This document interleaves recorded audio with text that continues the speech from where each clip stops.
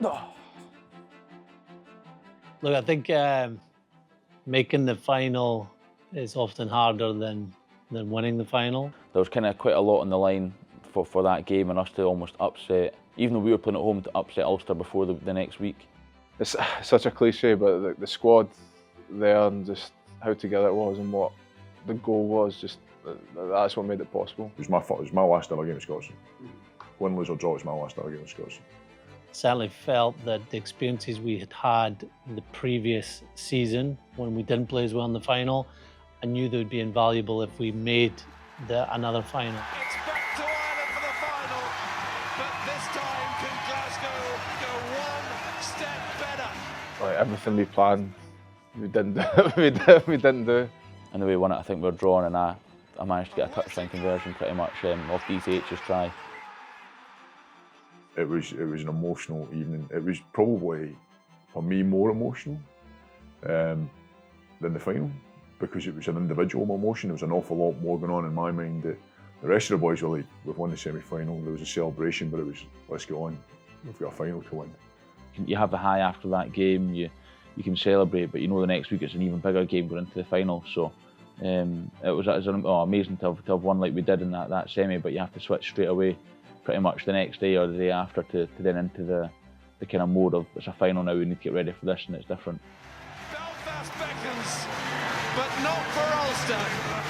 It's for the Warriors, who stated at the start of the season that they only had one aim, and that was to be #1. It felt that the week of the final was going to be much more relaxed. We'd had the experience of being in the final, and we'd got there again. We believed in what we could do as a team. The biggest thing we'd learned from the year before was we treated it like any other game. The full week was normal. There was no messages in from ex-players, from celebrities. It was just, right, how do we keep this week as normal as possible? And I had that conversation with Gregor on the Monday morning. It was like, this is a normal week. We bring our best out of ourselves by focusing on what we do well. I remember the night before the game, just like I think everyone's in this and it's such a surreal moment, but then just laughing. So I think back then it was kind of prepared as if it's any other game. However, I think looking back now, we all knew it wasn't any other game, obviously. By common consent, it's been the best Pro 12 season to date. Now, can we get the final the season deserves? Glasgow said at the start of the season that anything less than the trophy would be seen as failure. To know already in the build-up to the game that there were so many supporters, and it felt like there hadn't been a huge amount of Munster supporters that turned up. It felt like we were not so much the home team, but there were equal numbers. When you think you go to Ireland, we're going to be well outnumbered. And they're very noisy, the Glasgow fans. So yeah, it was a great comfort to know that our supporters had travelled across. As players, you hear of everyone buying tickets and the amount of tickets that they've sold, but you don't really understand what that means until you get the bus to the ground, and then you actually get in the stadium and you see how many Warriors fans there was. It gives you extra kind of energy and motivation that, when you see it, because playing away from home, traditionally you wouldn't have that many, but then for a final like that, it was amazing to see so many Warriors fans there. You even got the Warriors badge in the bag. It was a different badge back then. It was a different badge.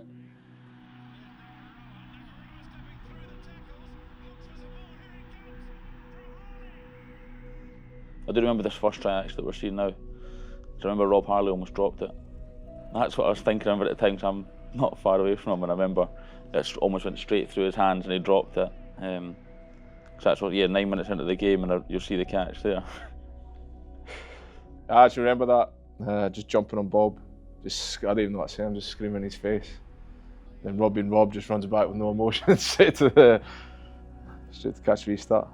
But I remember smiling back at the time, sitting going like that, do you know what, now actually just do your thing, because he was untouchable in that game. There was loads of players you could highlight, but he was unbelievably good. And that moment sums up him.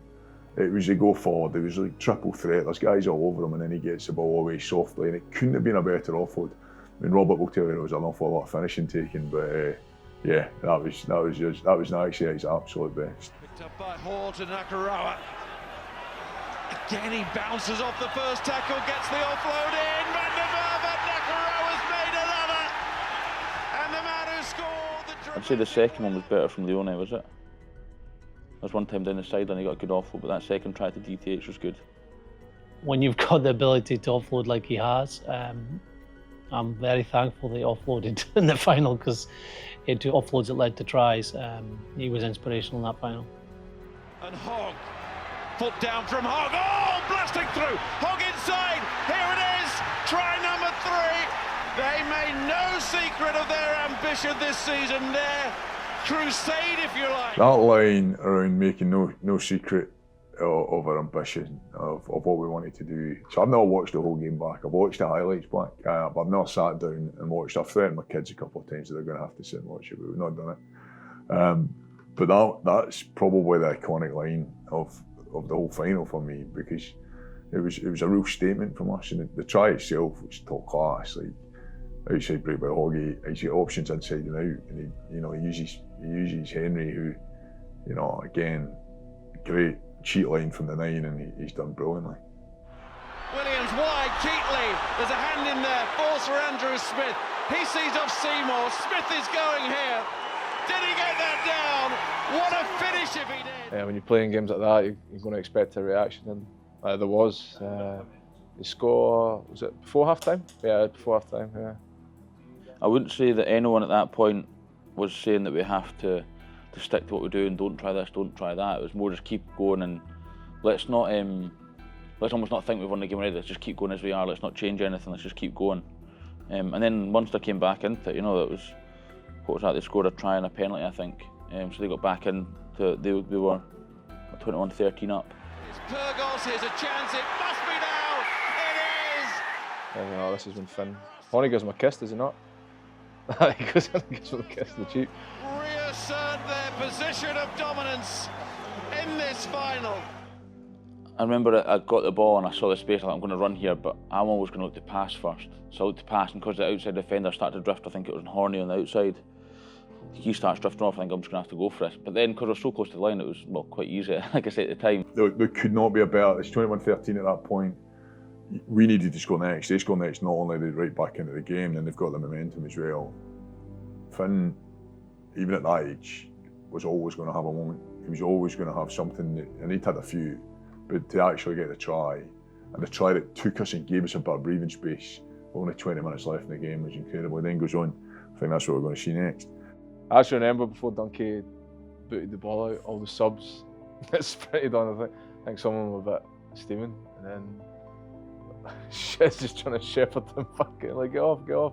Towards the end of the game, we got that penalty, and you got to tap it and then kick it out. And I remember Adam Ash just ran onto the pitch without thinking about it, only to get told you have to come back off the pitch. He tries to stop, but he's in training. He's had a few drinks that day, and he then slides, he falls over in the pitch, almost like a streaker to an extent. They'd all had a good day of it in Ireland.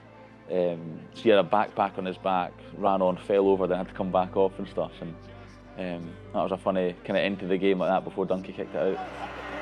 Here it goes. It's the first.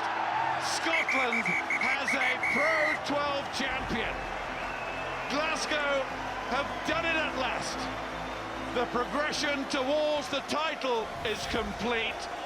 They said they would win it this season, and they have. The end of the game was incredible.